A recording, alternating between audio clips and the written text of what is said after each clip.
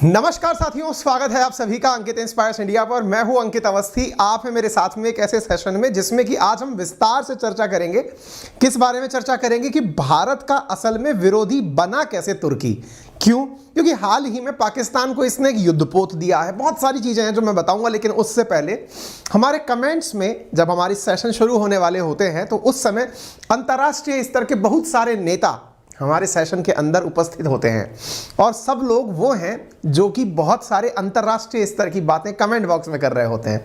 कोई व्यक्ति अपना नाम व्लादिमीर पुतिन रखा हुआ है, तो कोई किम जोंग उन रखा हुआ है, तो कोई भाई साहब अपना नाम बाइडेन रखे हुए हैं और दुनिया का लगभग हर नेता अब हमारे कमेंट बॉक्स में हमें दिखाई पड़ता है।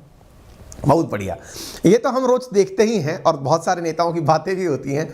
लेकिन फिलहाल जो अभी हम सेशन शुरू करने से पहले जिसको देख के मुस्कुरा दिए वो भाई साहब थे कोई अतुल नाम से। वो रिक्वेस्ट कर रहे हैं सभी अंतर्राष्ट्रीय नेताओं से, कृपया करके अपने अपने देश लौट जाइए, सेशन होने में देरी हो रही है। मतलब वो इनकी इतनी इज्जत कर रहे हैं कि हमसे देखा नहीं गया और फाइनली उस भावना में बह कर के हम आपके सामने चले आए। तो चलिए इन सभी अंतर्राष्ट्रीय नेताओं की खिदमत में हम अपने सेशन को प्रस्तुत करने जा रहे हैं। नाम है हमारा अंकित अवस्थी। स्वागत है आपका अंकित इंस्पायर्स इंडिया पर और चर्चा हम कर रहे हैं आज एक ऐसे ऐतिहासिक विषय की कि आफ्टर ऑल भारत का विरोधी बना कैसे तुर्की। विरोधी से मतलब क्या है, तो हम आपको कुछ खबरें दिखाते हैं जिससे आपको यह समझ में आने लगेगा, क्योंकि आप और हम इस बात से तो पूरी तरह अवेयर हैं कि अंतर्राष्ट्रीय स्तर पर यदि पाकिस्तान का कोई सबसे पहले समर्थक बनकर उठ के आता है तो वो तुर्की है। लेकिन भाई हमने तो आज तक तुर्की से कोई लड़ाई लड़ी नहीं, तो इसके पीछे का कंसेप्ट क्या है? मतलब अचानक वो या पहले से ही ऐसा था या बीच में ऐसा हुआ है। तुर्की तो एक बहुत प्रोग्रेसिव स्टेट काउंट किया जाता था, नाटो का ये अलाई है। असल में चक्कर क्या है, ये सारी बातें हम विस्तार से बताएंगे और इसके पीछे आपको बहुत सारे एविडेंस देंगे। उसमें सबसे पहले आपको ये बताएंगे कि भारत के विरोध में वो पाकिस्तान की मदद कैसे करता है। ये सारी बातें आज के सेशन में। तो सबसे पहले शुरू करते हैं तुर्की का पाकिस्तान प्रेम और फिर हम आपको लेकर चलेंगे आज के सेशन की तरफ। ठीक है, तुर्की का पाकिस्तान प्रेम देखने के लिए हमारे पास 3 विषय हैं जिन पर हम चर्चा करने वाले हैं। पहली चीज, पाकिस्तान के प्रधानमंत्री शहबाज शरीफ तुर्की की यात्रा पर गए थे 25-26 नवंबर को। वहां पर उन्होंने एक नया वॉरशिप प्राप्त किया है, यानी कि युद्धपोत प्राप्त किया है। तुर्की और पाकिस्तान मिलकर के 4 नए युद्धपोत बना रहे हैं। उनमें से तीसरे नंबर का जो युद्धपोत है वो उन्हें वहां पर संभलाया गया। ठीक इसी प्रकार से दूसरी जो खबर है तुर्की के संबंध में वो ये है कि हाल ही में जब शहबाज शरीफ मतलब इसी महीने की शुरुआत में जब चीन गए थे तब वहां जाकर के बोले थे कि भाई अगर तुर्की या कोई तीसरा देश हमारे चाइना पाकिस्तान इकोनॉमिक कॉरिडोर में आकर जुड़ना चाहता है तो उसका वेलकम है, क्योंकि China Pakistan economic corridor $60 billion का इन्वेस्टमेंट चाइना के द्वारा पाकिस्तान में है और भारत के पाक अधिकृत कश्मीर से होकर के निकलता है। उस क्षेत्र में ये तुर्की को भी आमंत्रण दे रहे हैं कि आप भी आइए और इसमें जुड़ जाइए। यानी चाइना पाकिस्तान इकोनॉमिक कॉरिडोर अब 2 देशों की व्यवस्था ना होकर कोई तीसरा देश भी इसमें एंट्री कर सकता है। ऐसी स्थिति के अंदर ये न्यूज निकल कर आती है। तीसरी जो न्यूज निकल कर आती है वो ये है कि किस प्रकार से कश्मीरी जो युवा हैं उनको बरगलाने का काम कर रहा है तुर्की। अब वो क्या कर रहा है, एक हिंट में फिलहाल इतना जान लीजिए कि कश्मीरी छात्र जो कि विदेश पढ़ने जाना चाहते हैं उन्हें तुर्की अपने यहां पढ़ने के लिए बुलाता है, विदेशी छात्र के रूप में उन्हें रिकॉग्नाइज करता है और इतना ही नहीं, उन्हें बहुत सारे ऐसा मटेरियल अवेलेबल कराया जाता है जिससे वो भारत विरोधी हरकतें कर सकें या उनके मन को ब्रेन वॉश किया जाता है, युवाओं को बरगलाने का काम किया जाता है। इतना ही नहीं, जो सोशल मीडिया या न्यूज चैनल्स या फिर सोशल ब्लॉग पोस्ट के माध्यम से कश्मीरियों को भड़काने की वेबसाइट्स हैं उनको भी बड़ी मात्रा में तुर्की से ऑपरेट किया जाता है। रिसेंटली यह खबर अखबारों में छपी है। ये 3 ऐसी घटनाएं हैं जो ये दर्शाती हैं कि तुर्की भारत विरोध में कुछ ना कुछ हदों तक गुजर रहा है। चलिए अब विस्तार के साथ में आपको एक एक चीज पर लेकर चलते हैं। सबसे पहले आपको शहबाज शरीफ की तुर्की यात्रा दिखाते हैं। यहां पर आपको जो दिख रहे हैं शहबाज शरीफ, ये तुर्की के राष्ट्रपति रसप अर्दगन है। तुर्की है जिसको आप बोलते हैं। तुर्की कहां है, तो अगर आप मैप के अंदर देखें तो तुर्की एशिया को यूरोप से कनेक्ट करता हुआ एक देश है जो एशिया और यूरोप को कनेक्ट करता है। इसका एक हिस्सा यूरोप में है, बहुत ही छोटा सा हिस्सा जो पश्चिम की तरफ है वो यूरोप में है और इसका पूर्वी हिस्सा एशिया के अंदर कंसीडर किया जाता है। पहले जब ओल्ड सिल्क रूट हुआ करता था या समुद्री मार्ग का नॉलेज नहीं था तब अधिकांश जो भी यात्री यूरोप जाते थे वो इसी रूट के थ्रू होकर के जाया करते थे। यहां पर एक बीच में शहर हुआ करता था जिसका नाम कुस्तुनतुनिया हुआ करता था। जब कुस्तुनतुनिया के ऊपर कब्जा होने लगा मुस्लिम आक्रांताओं का तब जाकर के यूरोप ने समुद्री रास्ते के माध्यम से भारत को खोजा था या फिर एशिया की तरफ अपना पलायन किया था। ये बहुत बड़ी हिस्ट्री, या ये समझिए कि इंडिया पर यूरोपियंस का जो इन्वेजन हुआ उसके पीछे जो बहुत बड़ा कारण है वो तुर्की में कुस्तुनतुनिया के ऊपर हुआ आक्रमण है। ठीक है, कभी विश्व इतिहास पढ़िएगा तो इस बारे में सर्च करिएगा, आपको बहुत सारी जानकारी वहां से मिलेंगी। फिलहाल के लिए मैप पर इसकी स्थिति क्लियर होने के बाद में अभी हम चर्चा करते हैं वर्तमान समय में पाकिस्तान प्रेम किस प्रकार से तुर्की ने दिखाया। आप यहां पर एक तस्वीर देख रहे हैं 24 नवंबर की है, जिसमें पाकिस्तान के प्रधानमंत्री रवाना हुए अपनी 2 दिवसीय यात्रा पर तुर्की का नया नाम तुर्की है। ठीक है, वहां पर जाते हैं और ये 25-26 तारीख के लिए वहां पर जाते हैं, ऑफिशियली पहुंचते हैं। यहां पहुंच करके ये 2 दिन की अपनी यात्रा में जिनको की इन्वाइट किया गया था अर्दगन के द्वारा, आप यहां पर पहुंचते हैं, इन्हें प्रॉपर तरीके से यहां पर रिसीव किया जाता है और पाकिस्तान, ये मतलब जो तुर्की के प्रेसिडेंट हैं अर्दगन, ये इनको अपना नया वॉरशिप सौंप देते हैं, यानी कि एक युद्धपोत इनको पकड़ा दिया जाता है कि साहब ये वाला युद्धपोत आप यूज करिए। पाकिस्तान की नेवी के लिए एक युद्धपोत पकड़ा दिया जाता है। ये सेशन बहुत इंपॉर्टेंट है। यदि आप में से दुनिया के बारे में जानने की जिज्ञासा रखने वाले लोग हैं तो इस सेशन को बहुत बड़ी मात्रा में साझा करिएगा, क्योंकि मैं आपको इसमें बहुत बड़ा रिलेशन निकाल के दिखाने वाला हूं। जिस तरह से आजकल हम कुछ out of the box titles पर पहुंच रहे हैं, जैसे वेनेजुएला मैंने आपके सामने निकाल के दिखाया, मैंने जैसे रिसेंटली आपको मिस्र के बारे में जानकारी निकाल कर दिखाई, ऐसे ही ये एक टाइटल है तुर्की के बारे में। यानी अंतरराष्ट्रीय संबंधों में रिसेंटली आपने अगर नोटिस किया हो तो बड़ी सैचुरेशन सी आ रखी थी हमारे टाइटल्स में, ले देकर के यूक्रेन रशिया। अब लगभग एक पूरा सप्ताह हो गया है मैंने यूक्रेन रशिया को छुआ नहीं है। मुझे ऐसा लगने लग गया था कि मैं संवाददाता हो गया हूं यूक्रेन रशिया का। हालांकि अपडेट उसमें अभी भी है, लेकिन कोई बड़ा अगर पाथ ब्रेकिंग टाइप की न्यूज होगी तो मैं उसे लेकर आऊंगा। तब तक मैं दुनिया के आपको और कोनों की भी जानकारी दे रहा हूं, ऐसा कुछ नयापन लाने का प्रयास कर रहा हूं। ऐसे ही चाइना अमेरिका लंबे समय तक तैर रहा था। जैसे आप लोगों के अंदर फ्रस्ट्रेशन आती है, हम लोगों को बड़ी किल्लत होती है आपके सामने कोई ऐसी कंटेंट लेकर आने में कि यार नयापन क्या है चीजों में। कभी कभी अपडेट आते हैं। अब चूंकि अंकित इस बार इंडिया के सेशन पूरे एनालिटिकल होते हैं तो किसी एक घटना का कितना विश्लेषण हो जाएगा, इसलिए हमने कुछ और आयाम तलाशने शुरू किए। उन आयामों में आपको पीछे की कहानियां खोज के लाना हमने शुरू किया और उसी क्रम में मैं आपको वेनेजुएला लेकर गया था। अभी रिसेंटली वहां का भी एक अपडेट है जिस पर मैं जल्दी ही सेशन लेकर आऊंगा, उसकी एकदम पुख्ता चीज निकल कर आ जाए। हमारा विश्लेषण बहुत सही दिशा में गया था। ऐसी कल अगर आपने सेशन देखा हो तो हमने इजिप्ट के बारे में सेशन किया था। ये हमारे मतलब विश्लेषण को हमने दिशा देना और देशों के प्रति शुरू किया है, ताकि थोड़ा थोड़ा आपका इंटरेस्ट दुनिया के और देशों की तरफ भी बढ़ना शुरू हो। आपको अंतरराष्ट्रीय संबंधों में 2-4 मुट्ठी के देश ही दिखाई ना दे, कुछ और भी दिखे। ठीक है, प्रयास पसंद आए इसके लिए आपसे निवेदन है कि आप इसे ज्यादा से ज्यादा शेयर करिए ताकि हमारी इस मेहनत को थोड़ी दिशा मिले। ठीक है, तो अब शहबाज शरीफ जब यहां पहुंचते हैं तो अब देखिए तुर्की के साथ मिलकर के इन्होंने 4 युद्धपोत बनाए हैं, यानी कि समुद्र के अंदर चलने वाले पोत बनवाए हैं। इनमें से जो अभी शुक्रवार को इन्हें मिला उसका नाम पीएनएस खैबर था। पीएनएस खैबर की ये सेरेमनी है, हैंडिंग ओवर सेरेमनी, जिसमें तुर्की इन्हें सौंप रहा है कि ये लीजिए अपनी नेवी के लिए हमने आपको सौंप दिया। ये जो दिख रहा है ना आपको खड़ा हुआ पीछे युद्धपोत है समुद्र में खड़ा हुआ, पीएनएस खैबर के नाम से इन्हें समर्पित किया गया कि ले जाइए। 2018 में तुर्की और पाकिस्तान ने आपस में मिलकर यह गठबंधन किया था कि हम 4 वॉरशिप बनाएंगे पाकिस्तान के लिए, जिनमें से 2 पाकिस्तान में बनेंगे और 2 जो है वो तुर्की के अंदर निर्मित होंगे। इनमें से पीएनएस बाबर जो है इन्होंने अगस्त 2021 में दे दिया। पीएनएस बाबर 2021 में देने के बाद में पीएनएस बद्र नाम से इन्होंने मई 2022 में दे दिया। अभी पीएनएस खैबर के नाम से इन्हें रिसेंटली दिया गया है और 2025 के अंदर इनको जो 4th वाला वॉरशिप है वो दे दिया जाएगा। यानी तुर्की और पाकिस्तान ने बहुत तेजी से युद्धपोत का विकास किया है। ये जो युद्धपोत है इनमें काफी सारी खूबियां हैं, जैसे रेकी करना, सर्विलांस करना, अर्ली वार्निंग सिस्टम डेवलप करना, पनडुब्बी रोधी तंत्र इसके अंदर विकसित होना।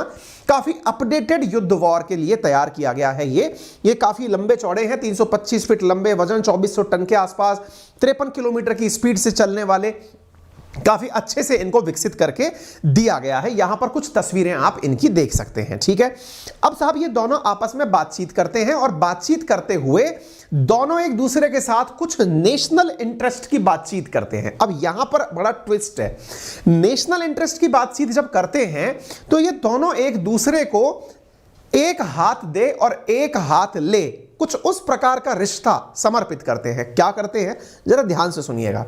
शहबाज शरीफ कहते हैं इनसे कि आप हमें कश्मीर पर समर्थन दीजिए, हम आपको साइप्रस पर समर्थन देंगे।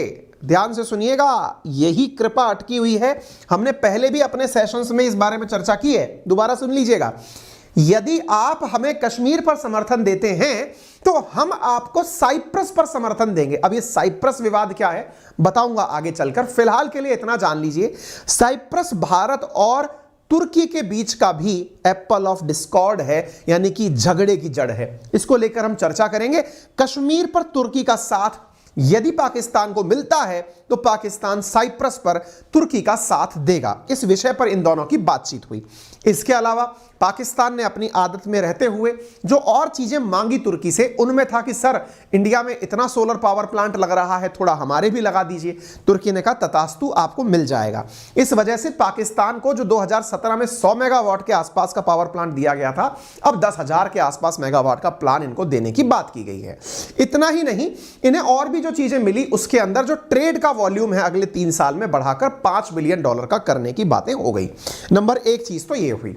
जब ये गए थे तो इन्होंने जाकर के तुर्की को दूसरा ऑफर दिया। दूसरा ऑफर क्या था सर? बात यह है कि यदि आप चाइना पाकिस्तान इकोनॉमिक कॉरिडोर, जो कि भारत के पाकिस्तान ऑक्यूपाइड कश्मीर वाले हिस्से से गुजरता है, कुछ इस वाले हिस्से से होकर गुजरता है, आप अगर उसमें हमारे साथ जुड़ें तो हम आपको तीसरी पार्टी बनाकर इसमें शामिल कर लेंगे।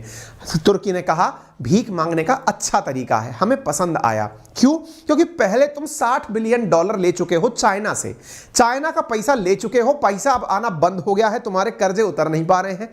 ऐसी स्थिति में तीसरा पार्टी ढूंढ रहे हो। खैर चलो, भारत के विरोध में हम तुम्हारा ये ऑफर पर भी विचार करेंगे। यानी चाइना पाकिस्तान इकोनॉमिक कॉरिडोर पर थर्ड पार्टी की एंट्री में तुर्की को सब्जबाग दिखाया गया है कि अगर आप इसमें शामिल हुए तो आपको बड़ा मुनाफा होगा। यह सब दिमाग कब लगा इनका? जब इनको चाइना की यात्रा करनी पड़ी। चाइना ने कहा बेटा हम नहीं फंसने वाले अकेले, किसी और को भी इसमें लेकर आओ। नवंबर की शुरुआत में इनको इस प्रकार का लेसन चीन ने दिया था। यह हो गया पॉइंट नंबर 2।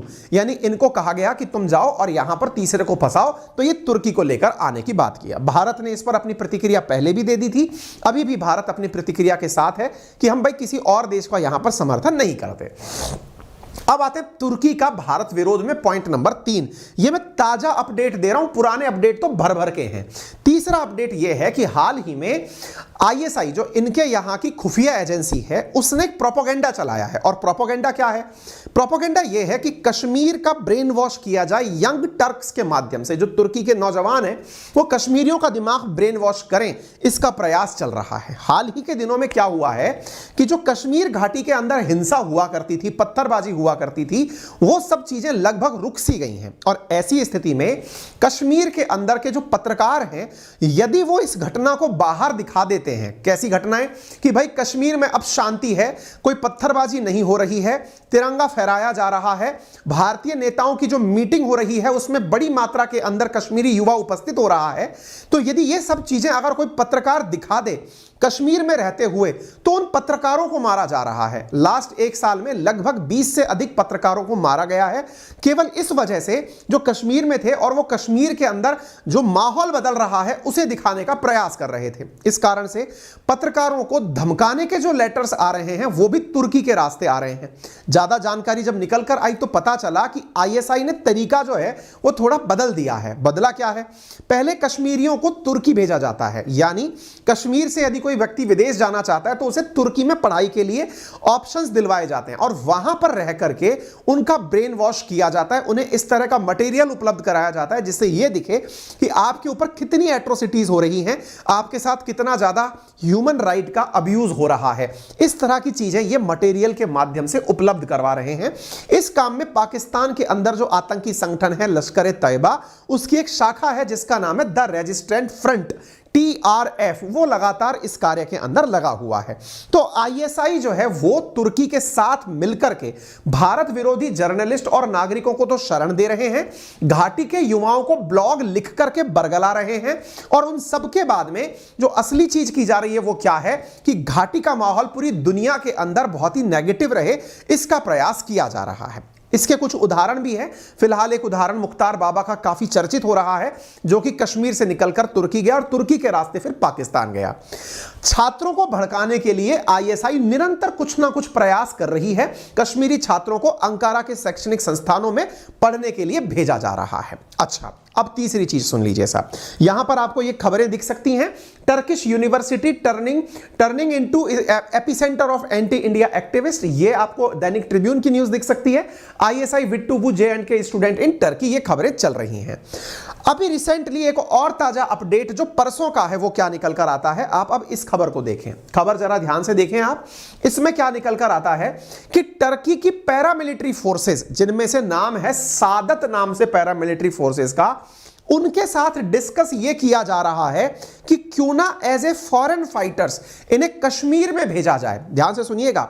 देखिए, पाकिस्तान ने अफगानिस्तान को बोतल में उतारने का बहुत प्रयास किया था। कैसे कि अब तालिबान का शासन आ जाएगा तो तालिबानियों को ले जाएंगे कश्मीर में लड़ाने के लिए, मरने में फ्री का आदमी मिल जाएगा, पाकिस्तानी नहीं होगा, तालिबानी होगा। लेकिन तालिबान समझदार निकला, उसने कहा कश्मीर आपका अपना असली अपना इंटरनल मैटर है, इसमें हम अपनी दखलंदाजी नहीं करेंगे। और यही कारण है कि तालिबान और पाकिस्तान के बीच के रिश्ते बिगड़ गए, क्योंकि तालिबान से जो अपेक्षा थी ना इनकी कि भैया तुम आकर के पाकिस्तान की तरफ से कश्मीर में लड़ोगे। और आपको याद होगा कि जब अफगानिस्तान के अंदर तालिबान अपनी हुकूमत ला रहा था, तब इमरान खान और उसके नेता बहुत खुश हो रहे थे कि अब हमें लड़ाके मिल जाएंगे जो भारत के लिए लड़ेंगे, भारत के खिलाफ जाकर लड़ेंगे। ठीक है, वो इनका दाव नहीं चला। अब ये दूसरा दाव चल रहे हैं, और ये दूसरा दाव क्या चल रहे हैं, तुर्की से कह रहे हैं कि आपकी जो पैरामिलिट्री फोर्सेस है ना, उनके कमांडोज हैं, जो सादत के कमांडोज हैं, उन्हें भेजा जाए। कहां भेजा जाए? कश्मीर में लड़ने के लिए और पैलेस्टीन में लड़ने के लिए। आपको लगेगा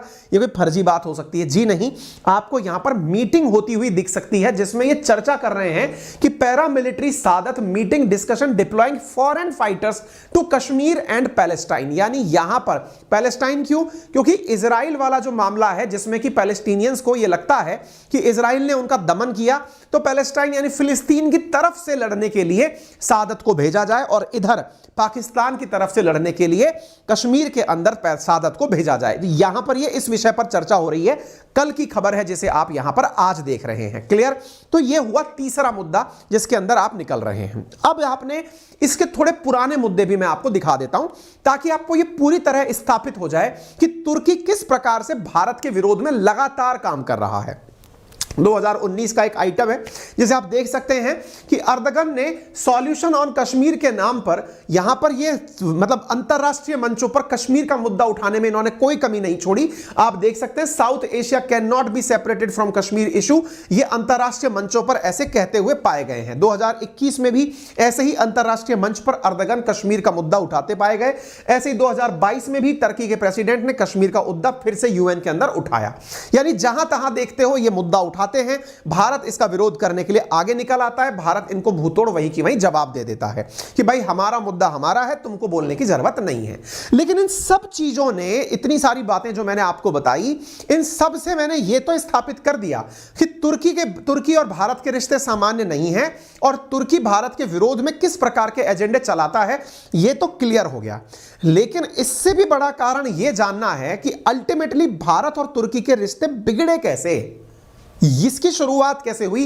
क्या हम जब से राष्ट्र बने हैं तब से ही तुर्की और हमारा विरोध था क्या? यह सेशन के आज का सबसे बड़ा बिंदु है कि भारत और तुर्की एक दूसरे के दुश्मन आफ्टर ऑल कैसे बने। चलिए, यहां से अब सेशन का पार्ट 2 एक्टिवेट होता है, जिसे हमने अपने हेडिंग में डाला हुआ है। तो सबसे पहले शुरुआत की जाती है 1947 से, जब भारत को आजादी मिली। भारत के प्रथम प्रधानमंत्री जो नेहरू जी थे, उन्होंने कहा कि हम उन देशों के साथ में अपने संबंधों को तरजीह देंगे जो कि अपने आप में धर्मनिरपेक्ष हैं, यानी जिनके अंदर धर्म हावी नहीं है, वो सेक्युलर कंट्रीज हैं जो सबको सर्वधर्म संभाव से लेकर चलते हैं। यह नेहरू जी का प्रथम एजेंडा था कि दुनिया में किन देशों के साथ हम व्यवहार सुधारेंगे। आप कहेंगे तो फिर तो हमसे तुर्की पहले ही खफा हो गया होगा। जी नहीं, तुर्की ऐसा था ही नहीं। तुर्की एक बहुत प्रोग्रेसिव राष्ट्र हुआ करता था। प्रोग्रेसिव से मतलब पूरी तरह से आधुनिकतावादी, पूरी तरह से रूढ़िवाद और रीति रिवाजों से परे और बहुत ज्यादा हद तक वेस्टर्न प्रभाव वाला देश हुआ करता था। आज भी बहुत सारे टर्किश लोग ऐसे हैं जो पूरी तरह से यूरोपियन लाइफस्टाइल जीते हैं। उनके अंदर जो भी कट्टरवाद है, जिसको लेकर अर्दगन इन दिनों बहुत ज्यादा फेम पा रहे हैं, ऐसा उनमें नहीं देखा जाता। यदि आप बॉस्फोरस स्ट्रेट की बात करें, जहां पर वो हम लोग आपको कई बार दिखाते हैं ना, बॉस्फोरस स्ट्रेट के बाद में सी ऑफ मरमरा करके एक जगह दिखाते हैं इस्तांबुल के पास में, वो तो पूरी तरह से एक तरह से समझिए कि ऐश गहा है। पूरी तरह से वहां पर सारी सब तरह की सुविधाएं, 7 स्टार्स तक की होटल्स, बड़ी सारी सुविधाएं और बहुत ही अलग प्रकार का यूरोपियन कल्चर वहां एग्जिस्ट करता है। तुर्की शुरुआत में बड़ा ही खुला देश हुआ करता था और यही कारण है कि भारत ने अपने द्वारा उनके साथ संबंध सुधारने का प्रयास किया। जब हम देश आजाद हुए तो हमने इनके साथ में अपने व्यवहार सुधारे। यहां पर मुस्तफा कमाल पाशा जो थे, उन्होंने एक लोकतांत्रिक गणराज्य स्थापित किया था और नेहरू इस बात से काफी प्रभावित थे कि इतना बड़ा मुस्लिम राष्ट्र धर्मनिरपेक्ष देश बनने जा रहा है, तो भारत भी एक धर्मनिरपेक्ष यानी सेक्युलर राष्ट्र बनकर आए। यानी मुस्तफा कमाल पाशा ये वो व्यक्ति है जो यहां पर पहले सत्तारूढ़ राजा का शासन हुआ करता था, उसका विरोधी था और खुलेपन का समर्थक था। इस कारण से इस मुस्तफा के समर्थन में भारत ने इनका साथ देना शुरू किया। मुस्तफा अपने आप में एक स्टोरी है। भारत का जो खिलाफत आंदोलन है उसमें कमाल पाशा का बड़ा जिक्र है। आप कभी कोशिश करिएगा खोज करके उसे पढ़ सके। मुस्तफा कमाल पाशा जो है वो सुल्तान अब्दुल अमीद के शासन से घृणा करता था। वो ये मानता था कि यह व्यक्ति पीछे की तरफ दुनिया को धकेल रहा है और कमाल पाशा तुर्की को आगे बढ़ा के ले जाना चाहता था। इतिहास से जुड़े कुछ ग्रंथ मैंने यहां पर आपके रेफरेंस के लिए दिए हैं। इनको मैं आपको सेशन पूर्ण होने के बाद अपने टेलीग्राम अंकित अवस्थी सर पर साझा कर दूंगा। कमाल पाशा के नेतृत्व में तुर्की ने बड़ा राष्ट्रवादी संघर्ष किया और संघर्ष करके ऑटोमन एम्पायर जो पूरा कार्यकाल था वहां पर एक अलग तुर्की की स्थापना करने में कामयाब हुआ। अच्छा, यह तो कमाल पाशा था जिससे कि नेहरू जी इंस्पायर्ड थे। अब क्या हुआ? अब क्या था कि जब हम अपनी तरफ से कमाल पाशा का समर्थन चाहते थे, तुर्की के साथ हमारे व्यवहार अच्छे थे, फिर दुश्मनी कैसे हुई, एक दूसरे से दूर कैसे हुए हम? तो यहां की कहानी शुरू होती है शीत युद्ध के दौर में। अब ये शीत युद्ध क्या है? हालांकि मैं कई बार अपने सेशंस में इसकी जिक्र कर चुका हूं, लेकिन फिर भी एक बार के लिए जान लीजिए। तो कहानी कुछ इस प्रकार से है साथियों। जब सेकेंड वर्ल्ड वॉर खत्म हुआ तो सेकेंड वर्ल्ड वॉर के अंदर अमेरिका और यूएसएसआर यानी सोवियत रूस एक दूसरे के दुश्मन बनकर बाहर निकले, जबकि दोनों एक साथ मिलकर के जापान को हराए थे, दोनों एक साथ मिलकर जर्मनी को हराए थे। लेकिन जीतने के बाद दोनों देशों में यह होड़ मच गई कि हम में बड़ा कौन है। बड़ा कौन है मतलब बड़ा इसलिए क्योंकि अमेरिका ने गुप्त रूप से अपने परमाणु बम का उपयोग कर दिया था बिना दुनिया में किसी को बताए कि वो परमाणु बम बना रहा है। इस बात से यूएसएसआर खफा हो गया कि सुपीरियरिटी कॉम्प्लेक्स आ गया है अमेरिका में और वो अपने पूंजीवाद को बड़ा बनाता हुआ दिखाना चाहता है। वहीं सोवियत रूस साम्यवाद को बड़ा बनता हुआ देखना चाहता था। विचारधाराओं की लड़ाई शुरू हुई और वो दुनिया के देशों में लड़ाई के रूप में देखी जाने लगी। यानी विजित राष्ट्र ही आपस में लड़ने के लिए अब बैटलफील्ड तलाशने लगे। विश्व युद्ध के बाद आपस में जहां जहां पर ये दोनों देश लड़ने की जगह ढूंढते रहे उसे ही आप शीत युद्ध के रूप में जानते हैं। शीत युद्ध में जहां अमेरिका दुनिया के देशों को अपनी तरफ करने का प्रयास कर रहा था, वहीं यूएसएसआर अपनी तरफ करने का प्रयास कर रहा था। यानी 1945 से लेकर जब तक यूएसएसआर खत्म नहीं हो गया, खत्म कब हुआ? 1991 में जब यूएसएसआर 15 देशों में टूटा, तब तक शीत युद्ध के अंदर दुनिया दो भागों में बटी रही। कुछ तो अमेरिकी समर्थक और कुछ रशिया समर्थक हुआ करते थे, सोवियत रूस समर्थक हुआ करते थे। भारत इन दोनों में कहीं नहीं था, लेकिन तुर्की ने यहां पर एक पासा पलट दिया। और वो क्या कर गया कि तुर्की मॉडर्नाइजेशन की चाह में अमेरिका की गोदी में जा बैठा। बस यहीं से सारा की सारा खेला होना शुरू हुआ। इतिहास के पन्नों से आपको यह जानकारी इसलिए पता होनी चाहिए कि तुर्की असल में अमेरिका के पक्ष में चला गया और अमेरिका पाकिस्तान के पक्ष में चला गया, भारत ना चाहते हुए भी, क्योंकि मूल्यों के आधार पर हम रूस से काफी ज्यादा इंस्पायर्ड थे। रूसी साम्यवाद को हम अपने समाजवाद में देखते थे, रूसी मूल्यों को हम अपनी नीतियों में देखते थे। जो पंचवर्षीय योजनाएं भारत में चलती आई हैं, यह रूस की ही देन थी। रूस के अंदर बहुत से ऐसे सिस्टम, जो समाजवाद शब्द हम अपनी पंथनिरपेक्ष धर्मनिरपेक्षता में जोड़ते हैं, यह रूस की ही देन थी। यानी कि रूस का प्रभाव भारत पर बहुत पड़ रहा था और उस तरफ तुर्की मॉडर्नाइजेशन की चाह में अमेरिका का पक्षधर हो रहा था। भारत दुनिया को दिखाता तो था, नेहरू जी के नेतृत्व में हमने गुट निरपेक्ष आंदोलन शुरू किया, हम दुनिया को दिखाते तो थे कि हम किसी भी गुट में नहीं हैं, लेकिन फिर भी विचारधारात्मक रूप से हम रशिया के करीबी, सोवियत रूस के करीबी थे। हालांकि भारत ने कभी भी इस बात को स्वीकार नहीं किया कि हमने गुट निरपेक्ष आंदोलन की पालना नहीं की, या फिर कभी भी इस बात की स्वीकार नहीं किया कि हम कभी रशिया की तरफ जाकर बैठ गए। लेकिन जब भी आप एनालिसिस करेंगे तो आप पाएंगे कि भारत रूस के बहुत करीब था। इसका परिणाम भी निकला। परिणाम यह निकला कि जब जब भारत पाकिस्तान के युद्ध हुए, अमेरिका ने हमेशा पाकिस्तान का साथ दिया और रशिया ने हमेशा भारत का साथ दिया। यह कहना अतिशयोक्ति नहीं होगी कि भारत और पाकिस्तान के युद्ध भी कहीं ना कहीं शीत युद्ध के ही साइड इफेक्ट थे। दोनों देश एक दूसरे का पक्ष इसीलिए दे रहे थे, यानी कि एक तरह से समझिए कि अमेरिका पाकिस्तान और भारत और रशिया एक दूसरे के साथ इसीलिए थे ताकि दोनों में से कौन बड़ा यह सिद्ध किया जा सके।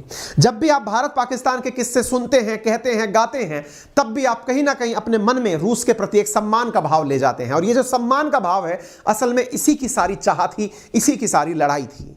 तुर्की इस तरफ से शिफ्ट होकर अमेरिका का हितैषी हो गया और अमेरिका ने उसे अपने साथ नाटो में मिला लिया। आज भी तुर्की नाटो का सदस्य है। पहला पॉइंट। नंबर दूसरा पॉइंट, जब यह सब चल ही रहा था, 1965 और 1971 के अंदर हुए पाकिस्तान के युद्ध में तुर्की ने पाकिस्तान का साथ दिया। यहां पर भी सब चल रहा था। इसी बीच में 1974 में जब भारत ने देखा कि यार ये तो तुर्की पाकिस्तान का समर्थक हो रहा है, इसी बीच में तुर्की ने अपनी ताकत का फायदा उठाने के लिए भूमध्य सागर में एक छोटा सा देश है जिसका नाम है साइप्रस। यदि मैं आपको मैप पर दिखाऊं तो वो आपको कुछ इस प्रकार से दिखाई देगा। भूमध्य सागर के अंदर तो वो एक बिंदी जैसा दिखाई देता है, शायद आपको दिखाई भी ना दे। ये मेडिटेरेनियन सी है, यहां पर तुर्की है, यहां पर ग्रीस है, एक छोटू सा देश है साइप्रस। इसके ऊपर 1974 में तुर्की ने कब्जा करने की कोशिश की। जैसे ही यहां पर हमला किया, भारत ने तुर्की का विरोध करना शुरू कर दिया। क्यों कर दिया? क्योंकि तुम भी बेटा हमारे खिलाफ पाकिस्तान का समर्थन दे रहे थे, तो अब हम तुम्हारे दुश्मनों को हमारा समर्थन देंगे। और भारत ने जाकर के साइप्रस का समर्थन कर दिया, यानी यह कहा कि हम साइप्रस के साथ हैं। हालांकि साइप्रस के एक हिस्से पर, उत्तरी हिस्से के ऊपर तुर्की कब्जा करने में कामयाब हुआ, लेकिन यहां पर ग्रीस चलकर आ गया और उसने साइप्रस के अंदर अपना अधिकार बिठा लिया। यानी कि एक प्रकार से आप समझिए कि साइप्रस के दो भाग हैं। एक भाग वो है जो तुर्की के द्वारा कंट्रोल होता है और एक भाग है जो कि ग्रीस के द्वारा कंट्रोल होता है, यानी यूनान के द्वारा कंट्रोल होता है। और भारत यहां पर तुर्की का विरोध करता है। यानी एक प्रकार से, जो मैंने आपसे शुरुआत में कहा था कि हम लोगों ने एक दूसरे की खिलाफत करने के लिए मौके को तलाशा, और आज भी हम ऐसा बहुत मंच पर करते हैं। जब भी तुर्की हमारे लिए कोई बयान देता है कश्मीर के मुद्दे पर, हम साइप्रस का मुद्दा अंतरराष्ट्रीय स्तर पर उठा देते हैं कि इन्होंने इसके ऊपर गलत तरीके से कब्जा किया है, इसकी वापसी होनी चाहिए। उम्मीद है कि आप लोगों को यह बात भी समझ में आ रही हो। फिर क्या हुआ? क्या भारत ने फिर से रिश्ते सुधारने का प्रयास किया? बिल्कुल किया। बात है 1984 की। राजीव गांधी जी भारत के प्रधानमंत्री बने। तुर्की के साथ संबंधों को बेहतर करने की कई कोशिशें हुई। कोशिशों के पीछे बड़ा कारण क्या था? क्योंकि कश्मीर का मुद्दा 80 के दशक में फिर से जोर पकड़ने लगा। भारत ने सोचा कि क्यों ना ऐसा किया जाए कि तुर्की से थोड़ी मित्रता बढ़ाई जाए, मित्रता बढ़ा करके उसको अपने पक्ष में लिया जाए। कारण, क्योंकि मुस्लिमों का एक संगठन बन चुका था जिसे OIC के नाम से जानते थे, ऑर्गेनाइजेशन ऑफ इस्लामिक कॉर्पोरेशन बन चुका था, जिसमें फिलहाल 54 के अराउंड देश हैं। वो संगठन मिलकर के कश्मीर के मुद्दे को, कश्मीर के मानवाधिकार के मुद्दों को अंतरराष्ट्रीय स्तर पर उठाना शुरू किया था।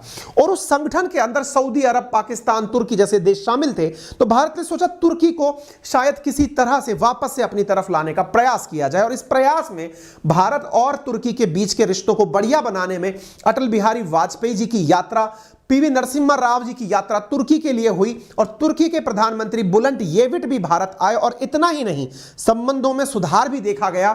एक बार जब परवेज मुशर्रफ पाकिस्तान के अंदर हुआ करते थे राष्ट्राध्यक्ष, तो तुर्की के प्रधानमंत्री जब भारत आए तो उन्होंने यह कहते हुए पाकिस्तान जाने से इनकार कर दिया कि भाई वहां पर जो है ना लोकतांत्रिक सरकार नहीं है, वहां का तख्ता पलट हो रखा है, इसलिए मैं वहां नहीं जाऊंगा, मैं भारत आऊंगा। तो साहब वो भारत को प्रेफर किए थे। यह घटना साहब भारत के लिए बहुत महत्वपूर्ण मायने रखती है। एक प्रकार से रिश्तों में थोड़ी सी नरमी आ रही थी, दोनों एक दूसरे के नजदीक आ रहे थे। 1998 से 2001 के बीच में तुर्की में भारत के राजदूत एम के भद्र कुमार का कहना है कि जब मैं वहां राजदूत हुआ करता था तब संबंध बहुत अच्छे थे। वहां के प्रधानमंत्री भारत भी आए थे, भगवत गीता और गीतांजलि का अनुवाद भी हुआ था। 1990 और 2001 के करीब लगने लगा था कि तुर्की अब पाकिस्तान को छोड़कर भारत के करीब आ जाएगा, लेकिन 2002 में तुर्की में एक व्यक्ति की शासन व्यवस्था आ जाती है, उसका नाम है रसप अर्दगन, वही व्यक्ति जो वर्तमान में वहां का शासक बना हुआ है। जैसे ही इस्लामिक पार्टी तुर्की में चुनाव जीतती है, तुर्की का जो मॉडर्नाइजेशन है वो साइड होने लगता है और अर्दगन अपने आप को इस्लाम का मसीहा समझने लगता है। ये समझने लगता है कि खलीफेट यानी खलीफा की जो व्यवस्था है उसको हम ही लीड करेंगे और इस्लाम को लौटाकर वापस जिंदा करेंगे, यानी एक प्रकार से अपनी इस्लामिक जो रीति रिवाज हैं उनको जिंदा करते हुए पुरानी तर्ज पर आगे बढ़ेंगे। ऐसा नहीं है कि सत्ता में आने के बाद भारत की कोई मुलाकात नहीं हुई। भारत में तुर्की के जो ये अर्दगन है, राष्ट्रपति अर्दगन, ये भारत भी आए और मुलाकात भी हुई है, लेकिन इसके बावजूद भी कुछ बात बन नहीं पाई। अब सवाल ये है कि ये व्यक्ति जब सत्ता में आया तो ये चाहता क्या था? ये चाहता था कि इस्लाम का कोई मसीहा अगर बन सके, इस्लाम के नाम पर अगर कोई लीडरशिप दे सके तो वो दुनिया में तुर्की हो, क्योंकि खलीफा पद की व्यवस्था तुर्की से ही निकली हुई थी। अब जब ये काम करना चाहता था तो इसको अड़चन कौन बन रहा था? अड़चन बन रहा था सऊदी अरब। क्यों? क्योंकि सऊदी अरब एकदम पूरी तरह से कट्टरवादी विचारधारा का था और आईओसी के अंदर बड़ा लीडर हुआ करता था। मुसीबत तुर्की के साथ ये थी कि ये ना तो तेल रखता है अपने पास, ना ही गैस रखता है। ना तेल और ना गैस, तो ये आईओसी के अंदर अपनी लीडरशिप कैसे दिखाए? इसके लिए इसने कुछ तरीके अपनाए, पैंतरे अपनाए। इसने कहा कि अंतरराष्ट्रीय मंचों पर मैं जहां जहां पर भी इस्लाम के विरुद्ध कुछ हो रहा होगा या इस्लाम को जहां संकट दिखाई दे रहा होगा, मैं सबसे पहले स्पोक पर्सन ऑफ इस्लाम बनकर सामने आऊंगा। इसकी विचारधारा बाहर निकलकर आई अर्दगन के नेतृत्व में, क्योंकि वो इस्लामिक पार्टी की लीडरशिप कर रहे थे। ठीक है, यानी कि अब पाकिस्तान जो तुर्की था अब वो मुस्लिम देशों का नेता बनने का प्रयास करने लगा। अब वो उसने जो मॉडर्नाइजेशन है वो पीछे छोड़ दिया। अब बड़ा सवाल बना, फिर भी भारत तो बहुत से देशों के साथ बहुत अच्छे संबंध रखता है। यूएई के साथ हमारा बहुत अच्छा ट्रेड है, सऊदी अरब के साथ बहुत अच्छा ट्रेड है और ये लोग भारत हितैषी भी हैं, भारत को लेकर के समर्थन में बयान भी देते हैं। फिर ऐसा क्या था कि तुर्की को हम अपने साथ नहीं कर पाए? इसके पीछे ये बड़ा कारण है। यूएई से हम गैस या तेल परचेज करते हैं तो उसके एवज में हम अपना सामान बेचते हैं। सऊदी से गैस तेल परचेज करते हैं तो बड़ी मात्रा में कामगार वहां जाते हैं, मतलब बड़ी मात्रा में पैसा कमाकर इंडिया भेजते हैं। लेकिन तुर्की के साथ बड़ी दिक्कत क्या थी कि यहां पर कुछ भी ऐसा नहीं था जिससे कि व्यापार में तुर्की को फायदा हो सके, यानी कि आर्थिक लाभ तुर्की को बिल्कुल ना के बराबर था। यानी इनके साथ जो हमारा व्यापार था ना, वो टेक्निकली भारत के पक्ष में था, यानी भारत इनको माल बेचकर पैसे कमाता था, इन्हें कोई भी मुनाफा नहीं होता था। अर्दगन को लगा फिर भारत से दोस्ती करने का फायदा क्या, क्योंकि व्यापार में भी भारत को ही फायदा होगा, हमें नहीं होगा।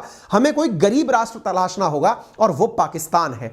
पाकिस्तान के साथ व्यापार करेंगे तो आज भी देखिएगा पाकिस्तान के साथ जो तुर्की का व्यापार है उसमें तुर्की ट्रेड बेनिफिट में रहता है, फायदा तुर्की को होता है, पाकिस्तान को नहीं होता। व्यापार करने के लिए अर्दगन को मार्केट चाहिए था तो वो मार्केट बना पाकिस्तान।